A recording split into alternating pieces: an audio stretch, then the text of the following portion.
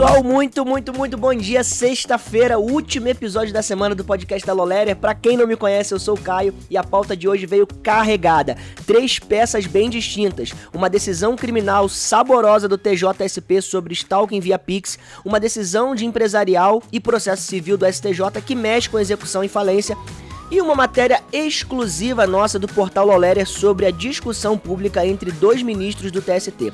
A primeira notícia é uma decisão da 7ª Câmara Criminal TJSP. Princípio da consumação, perseguição absorvendo ameaça. Caso com modalidade nova, ameaças via Pix de 1 centavo com mensagem. A segunda é da 3ª turma do STJ.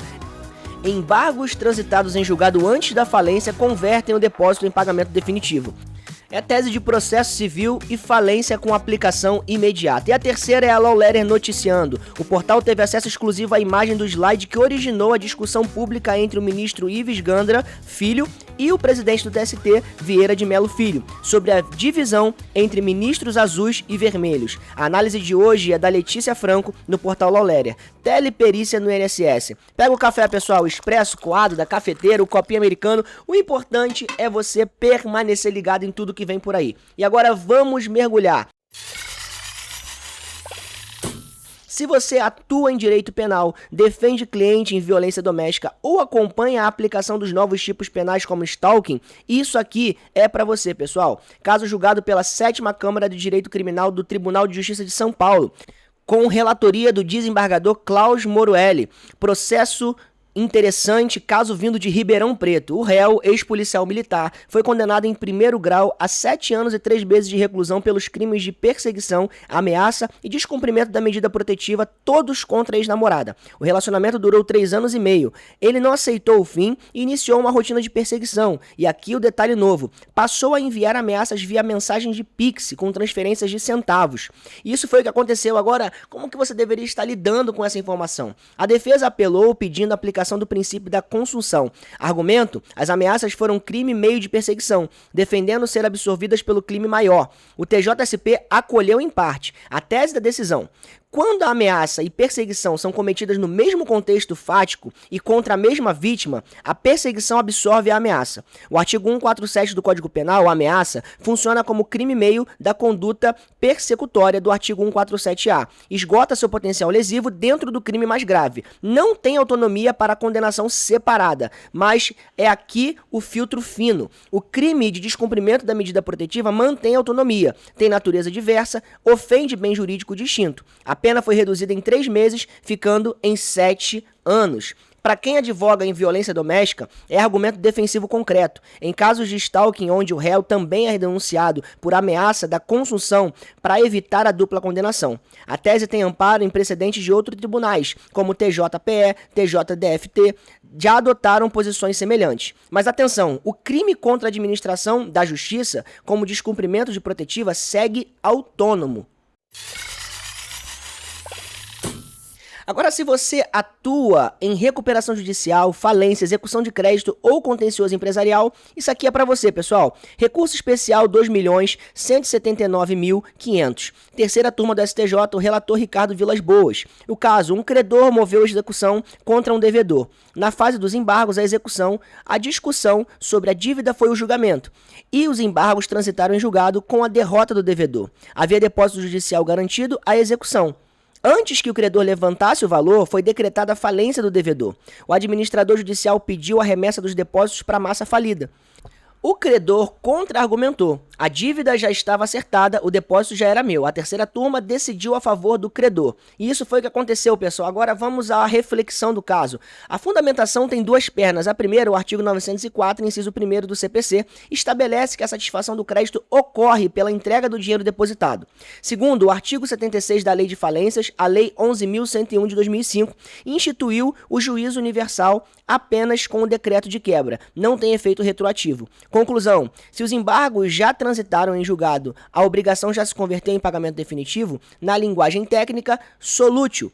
O depósito já era do credor, não entra na atração do juízo universal. Pode ser levantado sem habilitação no quadro dos credores.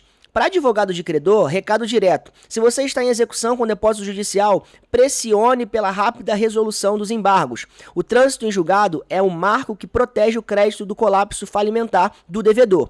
Quem chega ao trânsito antes da quebra, sai com dinheiro. Quem não chega, vai para a fila do quadro geral. Agora, se você atua na Justiça do Trabalho, TRT, TST, contencioso trabalhista, isso aqui é para você. E se você assina cursos de pós-graduação ministrados por ministros, vale ouvir até o fim. Sexta-feira, 1º de maio, no evento da Magistratura Trabalhista, o presidente do TST, Vieira de Mello Filho, fez uma declaração pública, posicionou-se como ministro vermelho e disse que vermelhos têm causa, não interesse. Trecho viralizou nas redes sociais. Na sessão de segunda-feira, 4 de maio, no plenário do TST, Vieira de Mello explicou o contexto. A categorização entre azuis e vermelhos não nasceu da boca dele. Foi cunhada pelo ministro Ives Gandra Filho, num curso pago oferecido a advogados sobre como atuar no TST, curso coordenado por outro ministro da Corte, Guilherme Bastos. E aqui o nosso furo. O portal Loulerer teve acesso exclusivo com exclusividade à imagem que originou o atrito. A foto registra Ives Gandra Filho, microfone em mãos, ao lado da projeção em que classifica os ministros do TST como palavras do slide, ministros e ministras azuis e vermelhos, mais liberais ou mais intervencionistas. A imagem confirma que a expressão integrava o material da aula. Reportagem completa com a foto está no portal.laulerer.com.br. E a discussão, então, pessoal, na sessão durou cerca de 30 minutos. Vieira de Mello cobrou o Gandra. Gandra confirmou a autoria, defendeu como leitura descritiva da realidade interna e disse que pararia de usar, mas se renegaria ao conteúdo. Vieira de Mello também leu trechos atribuídos a Gandra no mesma aula, com comparações históricas pesadas. Gandra protestou. A ministra Maria Cristina, em momento que chamou a atenção, pediu a palavra para criticar o tom de embate. Disse na citação: "Não vejo nenhuma atitude democrática em um bate-boca como esse." Reprimenda lida por presentes com endereçada principalmente ao presidente. Mas o ponto que interessa para quem advoga é o segundo eixo, e o que ficou em aberto. Vieira Mello classificou o curso como conflito ético. Reunir advogados pagantes em torno de aulas ministradas pelos próprios ministros que julgarão suas causas. Aqui tem questão jurídica concreta. O artigo 144 do Código de Processo Civil trata dos casos de impedimento do juiz. O parágrafo 3º, em particular, fala em circunstâncias que afetam a imparcialidade. A discussão doutrinária aberta sobre se ministrar curso para advogados, que depois vão litigar perante o ministro professor, configura ou não causa de impedimento ou suspensão. Para a advocacia trabalhista, é tema com aplicação prática. Se o teu cliente está em causa que vai ao TST e o ministro relator também ministra curso pago em que a advocacia do polo oposto figurou como aluna, pode haver fundamento para execução de suspensão com base no artigo 145 do CPC, e a discussão pública aberta hoje pode reativar essa tese. Agora vamos para a análise do dia com Ana Letícia Franco. Ela escreve aqui para o Loulerer Insights.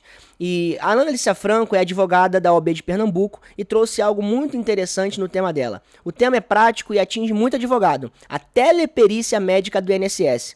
Como a portaria conjunta 18 de 2026 do Ministério da Previdência Social e do INSS mudou a perícia. O que mudou? Até abril desse ano, a perícia médica do INSS era, em regra, presencial. O segurado ia à agência da Previdência Social, sentava na frente de um perito médico federal, era examinado e saía com a decisão. A portaria 18, em vigor desde 13 de abril, institucionalizou a teleperícia como ferramenta permanente do atendimento. Detalhe importante: não é perícia de casa pelo celular. O modelo é híbrido. O segurado continua tendo que comparecer fisicamente a uma APS, Agência da Previdência Social. Lá dentro, pessoal, em sala equipada, ele faz perícia por videoconferência. Um perito remoto, em outro estado, se necessário, conduz a avaliação. O exame médico é virtual, a presença é física. Por que a portaria foi editada? Pano de fundo para vocês: o INSS tem fila histórica de perícias representadas. Em municípios do interior, a escassez de peritos médicos é grave. Em algumas regiões, a fila de auxílio-doença chega a meses. A portaria 18 permite que peritos atendam virtualmente em horas extras virtuais no contraturno. redistribuindo a força de trabalho.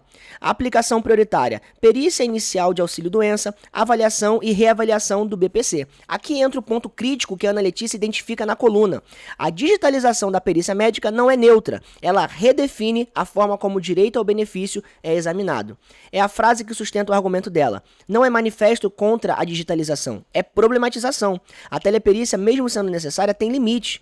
Casos que dependem de exame físico mais detalhado, palpação, mobilidade, postura, função neurológica, ficam difíceis na videoconferência. Casos com componente psiquiátrico ou cognitivo dependem da observação direta da postura corporal e da influência na fala. Para quem advoga em previdenciário, 3 alertas operacionais. O primeiro, como a teleperícia é nova, vai gerar uma onda de revisões administrativas e contestações judiciais nos próximos meses. Cliente que tiver benefício negado em teleperícia tem fundamento técnico para exigir perícia presencial em sede recursal.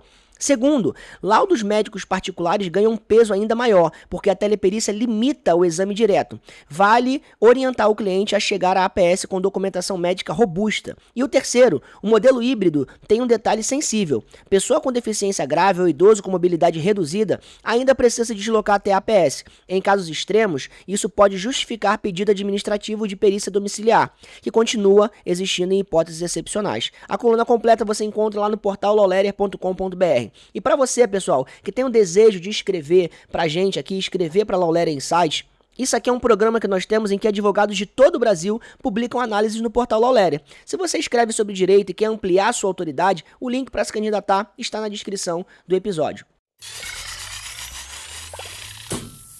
E agora uma curiosidade jurídica reforçada e essa conversa direto com a coluna da Ana Letícia. A portaria 18 do INSS pode parecer inovação isolada, mas não é.